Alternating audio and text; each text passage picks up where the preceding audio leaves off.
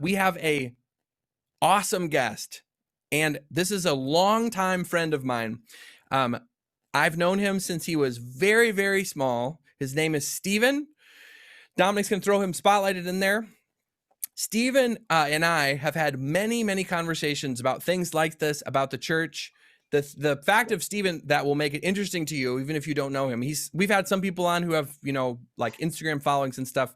The reason that it's interesting for you specifically to hear from Stephen is not a Christian. Stephen is, he can explain it, a agnostic atheist. And so even more interesting is that Stephen grew up in the church. He grew up and saw all of this firsthand.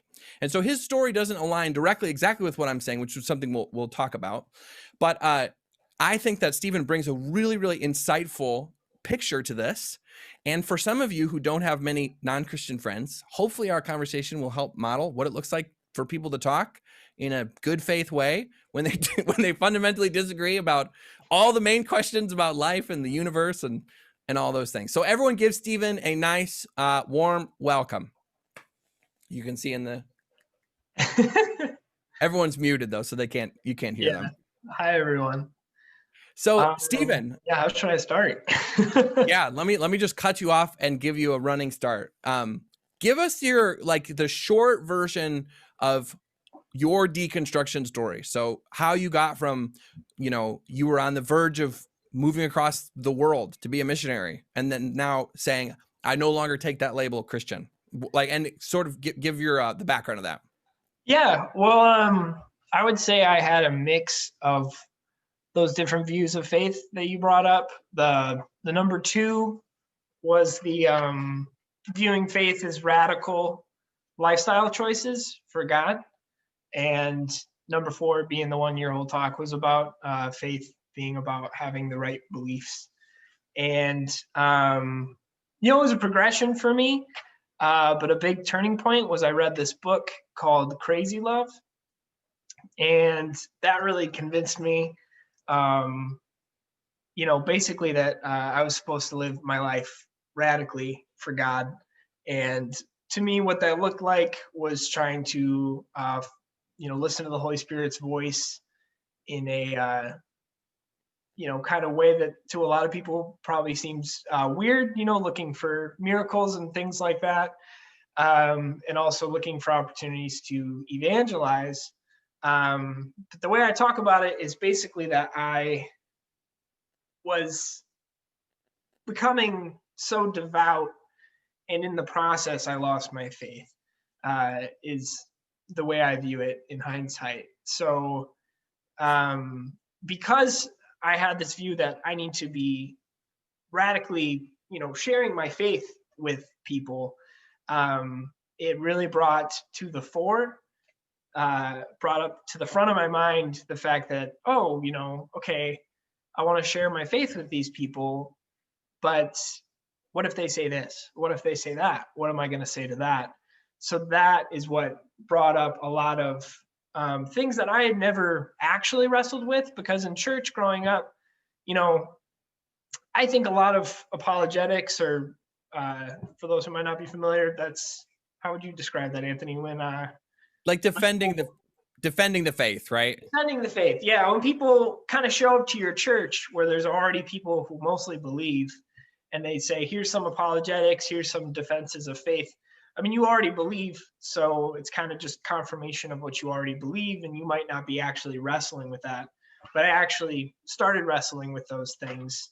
And the more I dug and got more honest with myself about what I was going through, the more I realized that I was not convinced on an intellectual perspective. But it all started because of, in my view, because of my commitment to my faith, is how I got to where I am now. Yeah. And the funny thing for anyone listening about this conversation was, Stephen, share what you said when I gave you the whole premise of the talk, right? And you got a chance to read through it ahead of time. You were like, you basically disagreed with the entire premise. You were like, no, remember you were saying it's the more intense version, and you were like, the progressive wishy-washy Christianity I didn't want to have Yeah, anything to do with that either. I so I still think in a Christian mindset in a lot of ways, and in my old Christian mindset, I can put on that hat, and I'm gonna fix my hair. And so when I put on that hat, it is what I could maybe fairly call a more rigid uh, structure of faith, and it would label Anthony as veering into maybe heresy. That's not something that I'm really concerned about anymore. And from my perspective, as a as an ex-Christian or an ex-evangelical, as some people say, I prefer his perspective because he's much less likely to be bothering me and to be, extremely worried for my salvation and things like that. At least in my personal experience, maybe he is personally worried. I'm not sure, but I don't get that vibe from him that he's like trying to personally save me. So I appreciate that. Um, but yeah, I have biblical disagreements with his perspective, but I also will admit that it is a very new one that I had never heard of before. And part of me does wish that I had heard it before. So I guess a piece of advice, if you're trying to hold on to your faith, don't go the radical way, because it's a lot harder to kind of hold it all together. But with what Anthony's offering up, I think, and I don't say this disrespectfully at all, I think it's a lot more flexible and a lot more. It allows for you to more realistically uh, process your faith and your life and all those sorts of things. So, part of me is kind of jealous, because I miss so much of what my faith gave me, but it's kind of where the chips have fallen. What do I actually believe is where I'm at this To, time. yeah, and to give people a little bit of background, it's funny. There are kind of two separate movements in Christianity. There's some people that are saying you have to be moving across the world to be a missionary, or get out of here. There was a book written called Radical. I want to say it's by David Platt, and that was the whole point of it, was like, if you are just living in a suburb or a city and you're not really doing much of anything, you're probably not a real Christian. I don't know if that's literally how far it went, but that was like the kind of vibe. And then there was a book that a different guy wrote, and I can't remember who wrote it, but it was like a response book, and it was called Ordinary. So the first one was Radical, and the guy wrote Ordinary, and he was like, no, being a Christian means just living your life and loving the people around you and sharing the gospel. You do not have to get up and move to, Africa or whatever. So it's just, it was funny to see those two things. So, Well, this, yeah. if I can interject, this goes with, I think, what you want to talk about is, can you be honest about these doubts and all these sorts of things? And I honestly, my experience was I was able to vaguely talk about the fact that I had doubts within the church, but I was very afraid to really delve into them. But I was going to go on this evangelism trip, and I had prayed that if God wanted me to go, that I would get selected. I got selected. Then I started having all these doubts, and then everything in my body told me I shouldn't go. And I ended up basically dumping my doubts on the leader of the trip, and he understandably was like, I don't really think you should go, but then he never really talked to me again. And it's just sort of an example of maybe how some people don't really know how to deal with these sorts of things. Stephen, and I'm going to be monitoring the chat as we go too. Andrew said, Anthony bothers me literally all the time. So that was just a nice note from Andrew. Then he said, I have read Crazy Love, Francis Chan. What made you say don't go the radical route if you want to keep your faith? Great question. I would say it is much more likely, based on the ex-evangelical groups that I've run in, how many former missionaries and people there are like that when you go to the extreme on something, then you have to reckon with a lot more. And it's much more likely that you may run into those sorts of doubts. And if you're not able to process them in a way that keeps you in the faith, you might lose your faith. Whereas if you maybe have a more free flowing, kind of comfortable, allowed to have doubts and allowed to process these sorts of things. Again, this is my old perspective that I still kind of hold, which is obviously kind of disagreeing with what Anthony's getting at. But this is my experience. When you have a more rigid mindset, which I think the Bible supports in a lot of ways, I think that pushes up against reality, my personal perspective. A lot of things that you may experience that don't jive with that, and that can lead to a lot of cognitive dissonance. And having cognitive dissonance is not very good for your faith. So you have to process it. And sometimes you might end up on the other side, not believing. And that's, you'll get the Christians who say, it's just tension. It's not cognitive dissonance. It's just tension, right? There's some tension in being a Christian. That's how they phrase it a little bit to make Okay. it sound better, What, Stephen, so you said you shared your doubts with the guy who was leading the trip, but we were gonna have another guest on this call tonight, but he had to cancel. His name's Justin. And Stephen, like, talk about, like, what was your experience? You said he was really helpful. So, like, I feel like your story is almost the foil for what I've been talking about, where you actually maybe had some more Christians who were willing to dialogue. But say if that's not a fair representation. Well, it is a fair representation. I mean, I had plenty of people I was talking with, and still, even now, as Anthony knows very well, it's something I really enjoy talking about. Is, what do I believe? What do I not believe? Why? We like kind of going back and forth on these things. But honestly, it's partly because I'm still processing all of this. And I actually just had therapy before this, and we were talking about all this, and it was a very helpful prelude to being here. But yeah, Justin McRoberts is the guy, and it was very helpful talking with him from a perspective of feeling heard and feeling like it's okay to have doubts.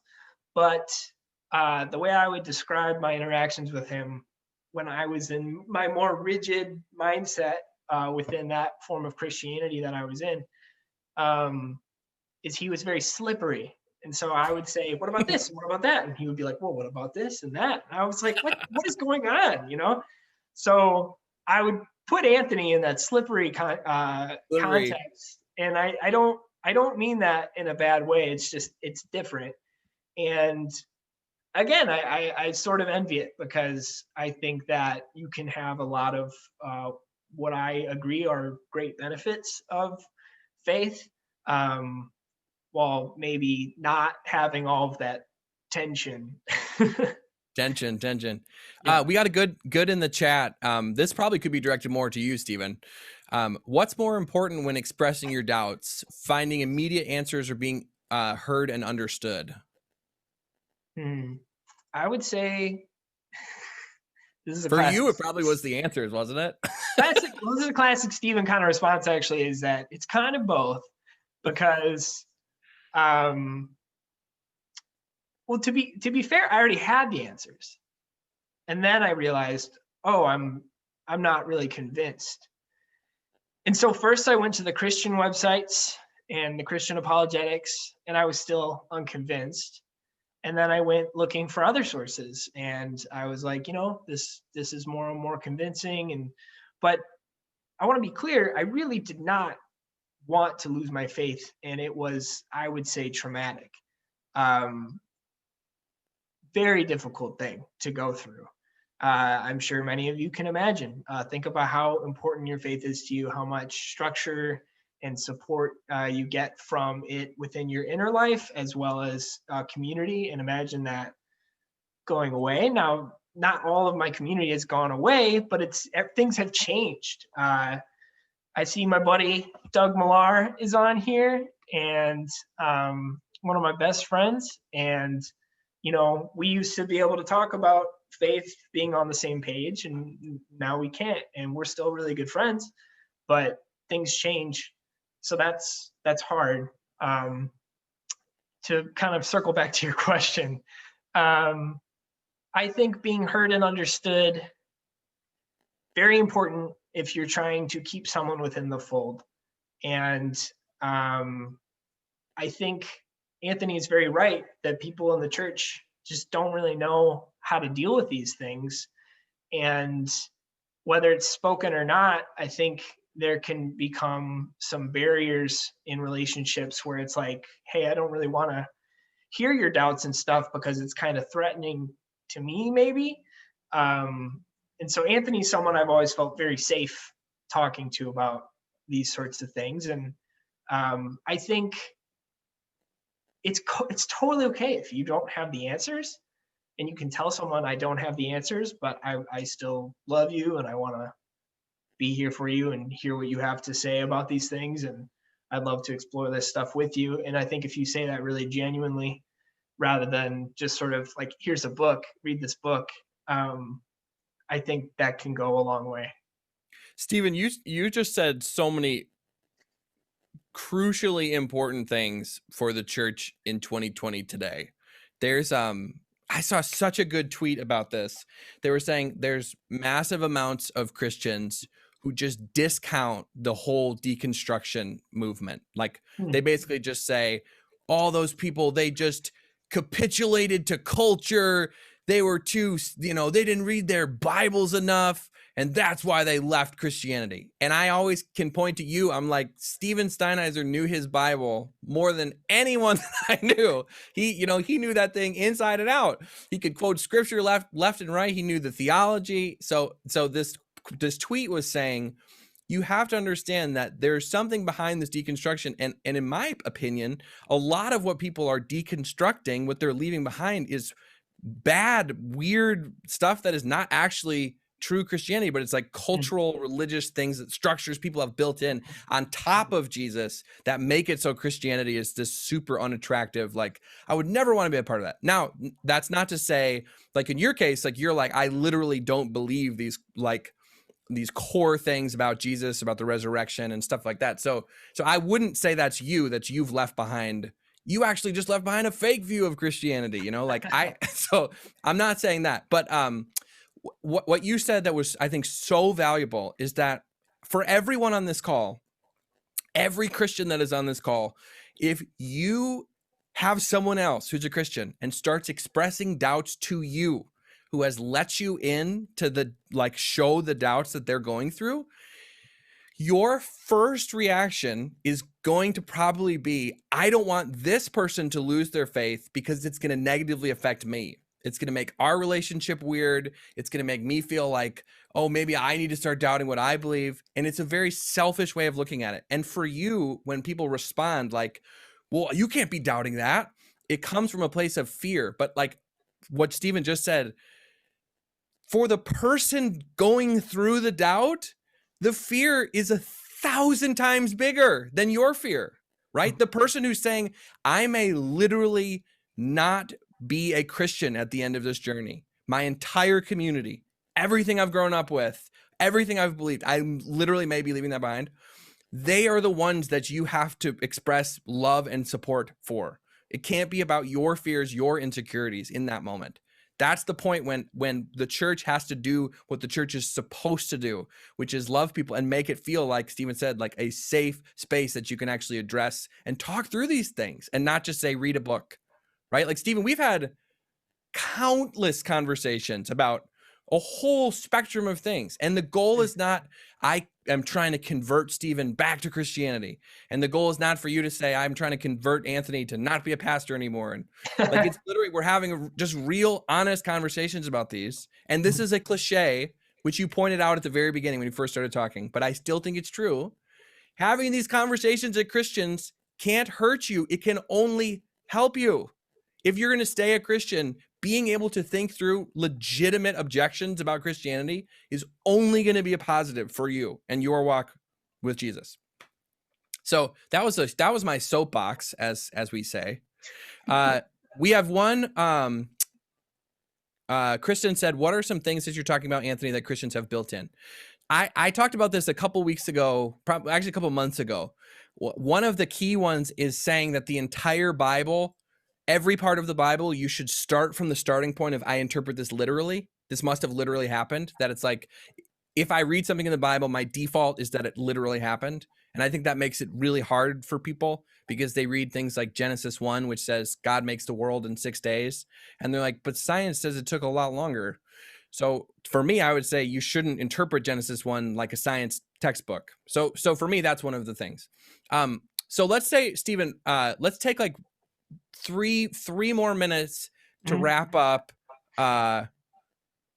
What do you feel like this new idea of allegiance, right? Christianity, thinking Right. about faith as allegiance. Do you feel like that changes, like if Christians adopted that widespread, do you feel like that actually would change how doubt is viewed in the church or not? I think it absolutely would. And I when I listened to your talk, it really clicked for me that I was like, wow, if I had heard this back then, my journey may have been different. But the way I was talking about it with my therapist was rather than like a rock falling through a piece of paper, maybe it would be like a bunch of little pebbles falling out, and maybe I still would have lost my faith, but maybe it would have been a lot less traumatic. Um, so because the thing is, yes, I think there's all this stuff you're talking about as far as my journey goes that I think you could absolutely say, oh, you probably could have still stuck around. But because so much of it brought up these intellectual questions and doubts of core things, I mean, I can't have allegiance to something that I think didn't happen at Yeah. all, right? I don't believe in the resurrection anymore. So I don't believe that Jesus is God. So like those two things, I really can't have allegiance to Jesus unless it's my own sort of idea. And I rejected that way before, like the whole wishy-washy thing. Um, but I think it'll make healthier churches. Um, so I think it's a really good thing. No, that's really good. That's really good. All right. Let's give Stephen just a big round of applause. Thank you for being here. This is not a super easy thing to do, to step back into a space like this. And so, Stephen, I really appreciate you coming on. I think the world of you. I think you're an incredibly intelligent, sharp guy, and I've just loved knowing you for all these years. So I'm looking forward to more conversations that we'll probably have anyways.